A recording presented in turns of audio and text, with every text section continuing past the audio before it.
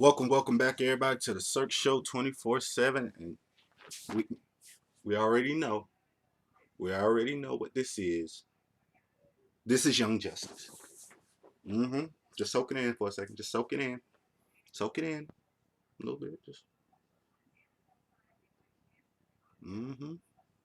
Feels good, doesn't it? Yeah. Mm. It tastes good too. Mm-hmm. All right, guys. Young Justice Invasion is back after 4 long ass months. It's back, and this episode entitled Satisfaction. It deals with Roy, Speedy, Ollie, Green Arrow, and just like the aftermath of just finding Speedy from the chamber, and it's just so which is so good because basically this episode was an origin story, which which is good, which is just amazing the way they just made it all just come full circle with everything. And man, I loved it so much. I really did. I loved it so much.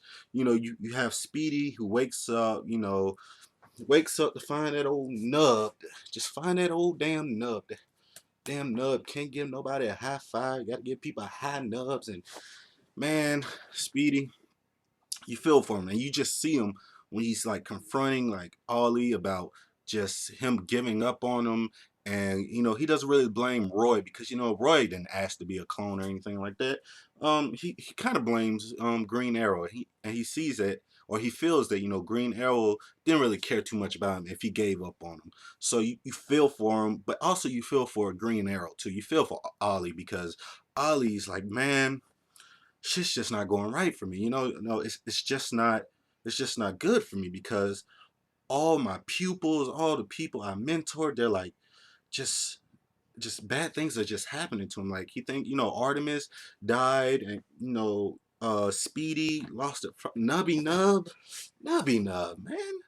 Then Roy was a hobo for a couple episodes. Like, so he's really down on his luck. So you feel for him, but then you also feel for Speedy too. So it's that thing to where you can't really choose sides because you feel for both of them. You feel for Speedy, you feel for Ollie, but and also you feel for Roy. Like, and that's what made this episode good. You feel for all of them because Roy was put into this situation, and it altered Roy's life too. I think the biggest thing that just really just caught me just by surprise and just like shock and awe was when the rest of the team went down to like the memorial center, like to look at the holograms of all the falling like superheroes, all the falling superheroes who died and like passed away and stuff. And you see like the Artemis one, you see Tula, you see the original Blue Beetle one, but the one you see in the middle, the one they had to do a super close up on.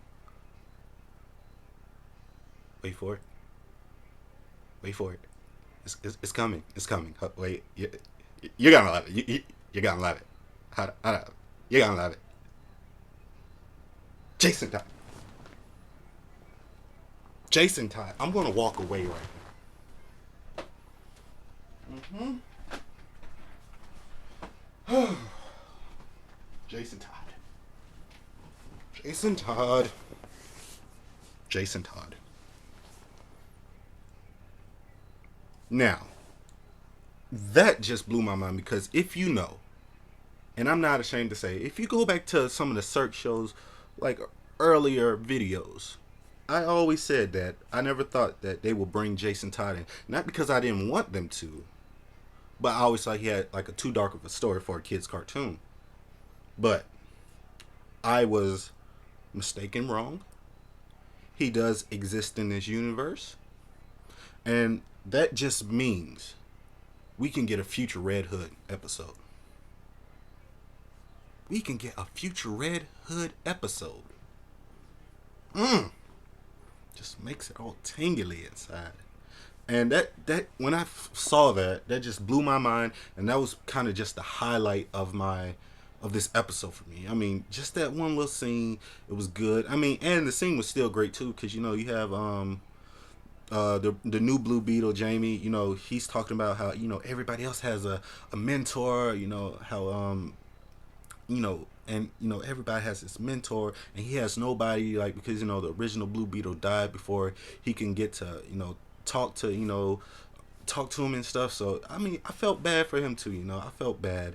So it just had a lot of heart in that scene, and just a lot of surprise. So that was just probably my favorite scene, and I liked it, and it was amazing. And this, like I said before, this episode, like for episode where it's just coming back into it, it's just like Young Justice is coming back into its own. You know what I mean? It was on this hiatus, so it's hard to like come back strong, and it does with this episode. Like just a lot of that, just like tidbit moments, like small moments that just made this great. You had that one great line with Superboy because it's his birthday and it's his first time.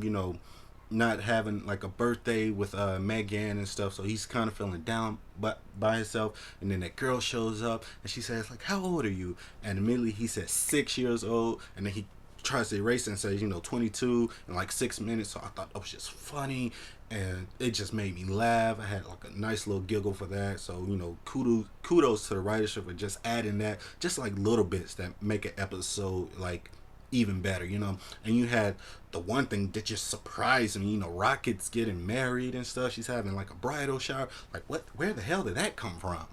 All right, she is getting everything in just a couple of years. Like Justice League, wait, she got on the Young Justice team, then Justice League when they come back on, now she's getting married. And but kudos for her. I'm happy for her. I'm happy for her. And they had like another like nice little moment with all the girls, and I think Captain Cold tried to freeze them and whatever, and then you hear Zatanna say like a spell or whatever, and then they all come out in their uniforms, and just you got Rocket in the front and just looking badass, and everybody else behind her, and Captain Cold's like, "Oh shit, this was a bad idea." And just that one little moment, just like I said, just little bit of moments that happened in this episode that just expanded it and just made it even more enjoyable. So I liked it, and just great job, just great job. And what like I can't stress enough to people, like what makes the show so great is they give you a story, like a main story. They expand on it with other stuff to just fill in stuff, but they expand on it, and then at the end they come back, and they make everything go back full circle to what the story's actually about for that episode. And this episode was focusing on Speedy, and kind of just like a rebirth of him. And he's already angry, he's already pissed off at Ollie, and he's just really hating the world right now. He wants answers. He goes to try to kill Lex Luthor, and he has like just this great scene. Like you see him like just struggling to just pick up stuff and like move around to try to kill him, and he's got bombs everywhere, just out the ass, like keeping bombs everywhere, just blowing up shit. Like for a person with one hand, he finds a way to blow up shit. Like it's crazy. It's crazy. It's crazy. But I mean, I just like it so much, with just his conversation and the way him and Lex Luthor were just going back and forth and just talking, because the guy who voices Lex Luthor just does a great job in showing like who Lex Luthor really is. He's like this just brilliant supervillain, and he's always calm. Like even when Speedy's got the bomb like wrapped around his arm, says, "I'm finna blow up your arm since you took out mine," he's still calm, he's still poised, because he always has an extra plan. He always is thinking like 4 steps ahead of everybody, which makes him like one of the greatest supervillains. And like he had like the briefcase with him, and he was like, "Well, you really don't want to kill me. I know you don't, cause I got this satisfaction for you, baby. Got this satisfaction for you, baby."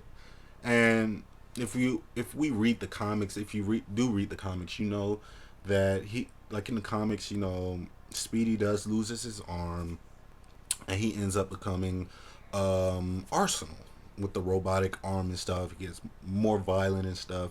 So I just can't wait till that plays out more, because you know it's gonna come a time where he's gonna have to come cross paths again with either Luther or Ali again with the new arm and stuff, and he's just got this real like look in his eye to where he just really doesn't give a fuck no more. You know, he doesn't care anymore. He's going to make sure that no one takes advantage of him again by any means necessary. So that means he's going to do whatever it takes for that not to happen. So you're going to see a more violent, more vicious Speedy, and I can't wait to see it. I think it's going to be a great storyline.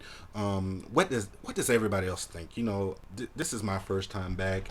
I was nervous doing this, coming back because I'm I'm I'm planning on moving in like 2 weeks. So I got a brand new co-host. I can't tell you who it is, but the Cirque Show has a co-host now, and probably by the third episode that's come out, that person will be on co-hosting with me. So, you know, I'm just excited. Young Justice is back. It came back with a bang. I'm getting the co-host. I'm moving, and I'm just really excited. So, what does everybody think about this episode? Did you like it? Did you love it? Did you hate it? What was your favorite moments? So please like this video, comment, subscribe. Tell me what you thought. Like my other videos, but like this video because new things are coming for the Cirque Show 24/7. I promise you, people.